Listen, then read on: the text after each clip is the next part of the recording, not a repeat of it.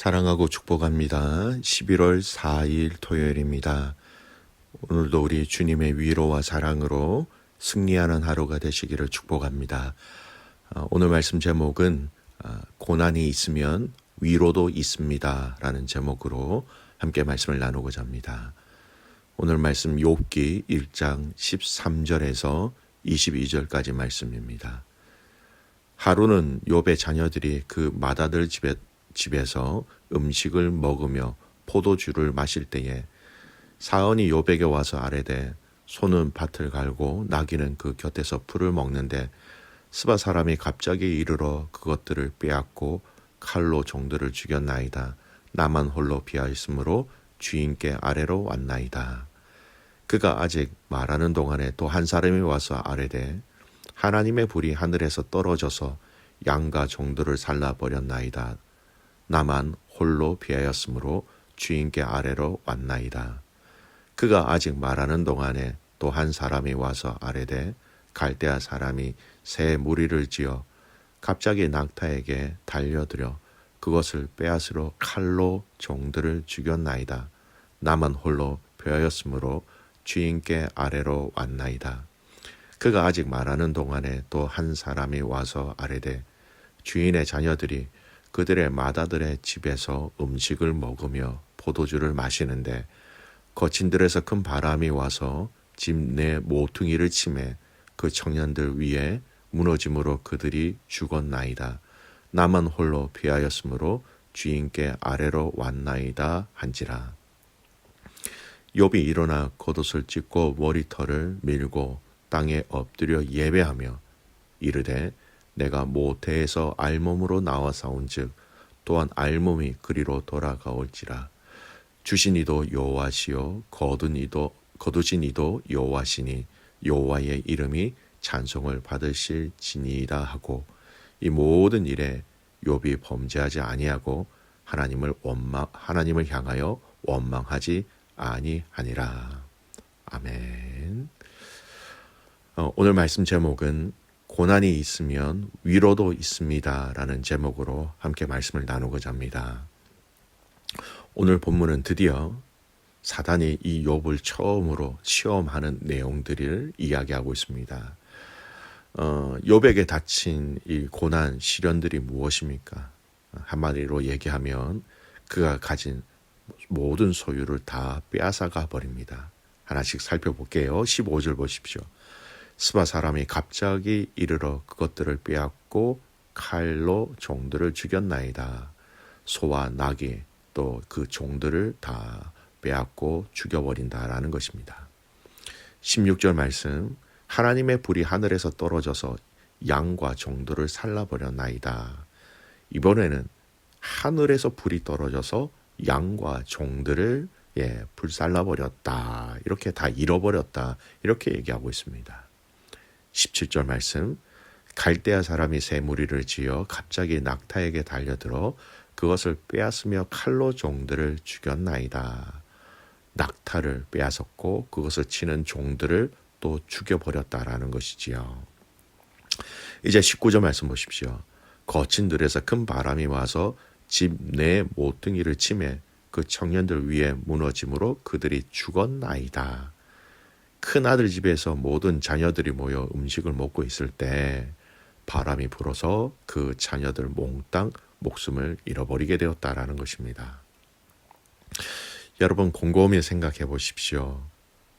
같은 날 자기가 가지고 있던 소, 낙타, 양, 종들 그리고 사랑하는 자신의 자녀들 자신의 모든 것을 모든 소유를 다 잃게 되었다라는 겁니다.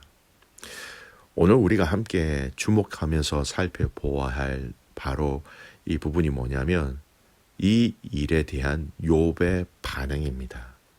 이 욥의 반응을 보면서 우리 믿음의 성도들이 인생을 어떻게 생각하고 우리 앞에 다가오는 일들을 어떻게 반응하고 어떻게 생각하며 살아가야 하는지를 이 말씀을 통해서 영적 지혜들을 발견할 수 있기를 바랍니다. 자, 먼저 20절 보십시오. 욥의 반응. 욥이 일어나 겉옷을 찢고 머리털을 밀고 땅에 엎드려 예배하며. 여러분, 욥도 온전하고 하나님을 경외하고 죄에서 떠난 자였지만 그도 인간인지라, 즉 인간의 성정이 있었다라는 것이죠. 성정이라는 단어를 인간 또는 본정을 가진 사람이다라고 그렇게 표현합니다. 그래서 그는 옷을 찢고 머리털을 밀었다 이렇게 얘기합니다. 그의 마음에 참기 힘들 정도로 아픔과 고통이 있었다라는 거예요. 많은 사람들이 욥이 그냥 아무렇지 않게 하나님 앞에 그런 신앙의 고백, 결단을 한 것처럼 보이지만 아니에요. 옷을 찢고 머리털을 밀었다라는 것은 말할 수 없는 극심한 아픔과 고통이 있었다라는 것입니다. 여러분, 우리는 성도입니다. 우리는 성도이지만 여러분, 우리에게는 여전히 성정, 인간이 가지고 있는 감정, 아픔, 슬픔, 고통, 그것은 그대로 우리가 느낄 수 있고 가지고 있다라는 것이죠. 우리가 성도라고 해서 그것을 느끼지 못한다는 의미가 아닙니다. 아픔을 경험하신 분들이 있지요. 우리는 우리의 육신을 가진 상태이기 때문에 이런 아픔과 고통을 당연히 느끼는 것입니다. 신앙적인 답을 알고 있어서 답대로 반응하고 이야기하는 것도 참으로 대단한 것입니다. 하늘나라 갔으니까요. 또는 하나님이 다시 주시면 되니까요. 이런 신앙적인 정답을 알고 이야기하지만 여러분, 그 마음이 아픈 것은 당연한 것입니다. 여러분, 이 말을 통하여서 이 욥이 믿음에 있고 믿음에 반응을 하였지만 그 역시 말할 수 없는 고통을 느꼈다라는 것. 이 말씀을 통해서 여러분, 위로의 절차와 위로의 방법과 위로의 말이 우리에게 얼마나 중요한지를 얘기하고 있습니다. 여러분, 아픔을 당한 가족들을 위해서 그 아픔에 우리가 함께 마음을 같이 하며 같이 아파해야 한다라는 것을 여러분 그대로 보여주고 있다라는 겁니다. 친한 친구가 아들을 먼저 교통사고로 보내었습니다. 같은 친구로서 저도 많이 아팠습니다. 많이 아프지, 이 말 한마디 한참 이야기를 한 뒤에 다시 주님께로 우리가 화제를 이끌어 갔습니다. 우리 주님이 우리의 아픈 마음을 다 알고 계시다라는 것으로 위로하는 건 맞습니다. 하지만 그들이 가지고 있는 인간적 육체적 고통을 우리가 함께 공유하며 함께 아파하며 함께 위로해 줄 수 있는 성도가 되어야 한다는 것이죠.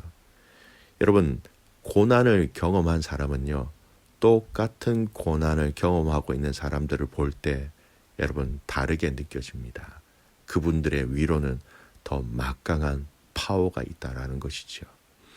사랑하는 귀한 믿음의 성도 여러분, 성도의 가정 가운데, 사랑하는 지체들 가운데 고난과 고통이 있을 때에 성경이 이야기하고 있는 그리스도의 이름으로 위로하고 권면하고 또 힘을 북돋워 주는 것 당연히 필요합니다. 이전에 그들도 여전히 인간이기 때문에 그들이 가지고 있는 아픔과 고통을 함께 공감할 수 있는 그런 지혜와 은혜가 있기를 간절히 소원합니다. 두 번째, 욥은 어떻게 또 반응하고 있습니까? 고통 중에 아파하였지만 20절을 보십시오. 예배하며. 그는 이 고통 중에서도 하나님을 예배했다라는 겁니다. 여러분, 우리가 생각하는 그런 주일날 공동체가 함께 모여서 같은 장소에서 말씀을 듣고 드리는 그런 예배라는 게 아닙니다. 이 원어를 살펴보면 하나님을 높였다라는 겁니다. 21절, 그의 입술의 고백을 통하여 그는 하나님을 높이고 있었다라는 것이죠. 21절 말씀 보십시오. 그렇게 인간적인 감정과 마음은 고통 중에 있고 아파하고 슬퍼하고 낙심하였지만 그것과 함께 그는 하나님께 예배하였다. 그의 입술로. 21절 말씀, 이르되 내가 모태에서 알몸으로 나와사온즉 또한 알몸이 그리로 돌아가올지라. 주신 이도 여호와시요 거둔 이도 여호와시오니 여호와의 이름이 찬송을 받으실지니이다 하고, 여러분 자신의 모든 그 소유권이 하나님께 있었다라고 고백하고 있는 것입니다. 가진 소, 양, 낙타, 종들, 심지어는 자기에게 주신 7 아들과 3 딸까지도 모든 것의 소유권이 하나님 되심을 인정하는 고백을 이 고통 가운데 이 고백을 통하여 하나님을 예배하고 있다라는 것이지요. 믿음의 가족 여러분, 욥이 지금 이 고백을, 이 일을 당하였기 때문에 고백할 수 있었을까요? 아니면 평소에 이런 믿음과 확신이 있었기 때문에 이런 고백을 할 수 있었던 것일까요? 여러분, 평소에 자신에게 주신 이 모든 것의 소유권, 사용권, 처분권을 하나님이 주셨다, 하나님이 주신 것이라는 것을 알고 있었기 때문에 이런 고통 중에서도, 절망 중에서도 아름다운 신앙의 고백, 하나님의 주권에 대해서 예배하며 하나님을 높이고 하나님을 찬양할 수 있었다라는 것입니다. 여러분, 욥의 행동들은요, 이 고백은 즉흥적으로 할 수 있는 고백이 아니었습니다. 그는 일상에서 철저하게 하나님의 소유권, 사용권, 처분권을 함께 인정하고 있었기 때문에 이 고통 중에서도, 고난 중에서도 이 고백을 할 수 있었던 것이지요. 여러분, 이 말씀을 우리의 삶에 잘 적용해 보았으면 좋겠습니다. 여러분, 우리가 어두울 때 쓰는 토치 있지 않습니까? 그 토치의 밝은 빛은요, 해가 떠 있을 낮에는 그게 밝은지 어두운지 잘 모릅니다. 그러나 어두운 밤이나 어두운 곳에 들어갔을 때 그 토치의 빛의 진면목을 우리는 그때 알게 되지 않습니까? 신앙도 마찬가지인 것 같습니다. 우리의 신앙의 진면목은요, 우리의 삶이 형통할 때는 잘 모릅니다. 심지어는 나 자신도 나의 신앙이 얼마나 뿌리가 깊은지, 얼마나 단단한지, 얼마나 견고한지 모를 때가 너무나 많이 있어요. 평화로울 때, 잘 나갈 때, 건강할 때, 부족함이 없을 때, 그때 나는 참으로 하나님을 잘 믿고 신뢰하고 있다라고 스스로 생각할 때가 많지요. 그러나 나에게 이러한 고난과 고통과 아픔과 실패, 이러한 것들이 찾아올 때, 그때 나의 믿음과 신앙이 어느 정도인지 드러나게 돼 있다라는 것입니다. 교회 가족들 중에 아픔과 슬픔을 당한 분이 계셨습니다. 그 아픔과 고통을 통해서 교회를, 공동체를 떠나는 사람들이 있는가 하면 오히려 그 고통을 통해서 하나님께 성큼 가까이 가는 분들도 있습니다. 우리의 신앙의 진면목은 바로 이런 고통, 고난, 슬픔, 괴로움 속에서 진정한 신앙의 모습을 바라볼 수 있게 되는 것이지요. 사랑하는 귀한 믿음의 가족 여러분, 여러분의 신앙의 모습은 어떻습니까? 고통 중에, 고난 중에, 슬픔 중에, 괴로움 중에 여러분의 신앙의 믿음의 모습들을 돌아볼 수 있기를 주님의 이름으로 축복합니다. 사랑하는 귀한 믿음의 가족 여러분, 오늘 말씀 결론은 이 모든 말씀을 신약 성경에서 다 품고 또 이야기하고 있는 사도 바울의 서신을 읽으면서 결론의 말씀을 내리고자 합니다.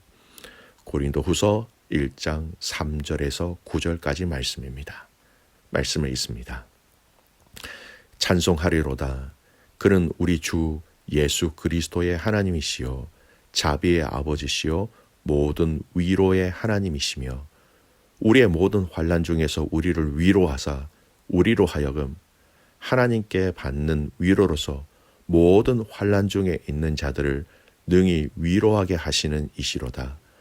그리스도의 고난이 우리에게 넘친 것 같이 우리가 받는 위로도 그리스도로 말미암아 넘치는도다.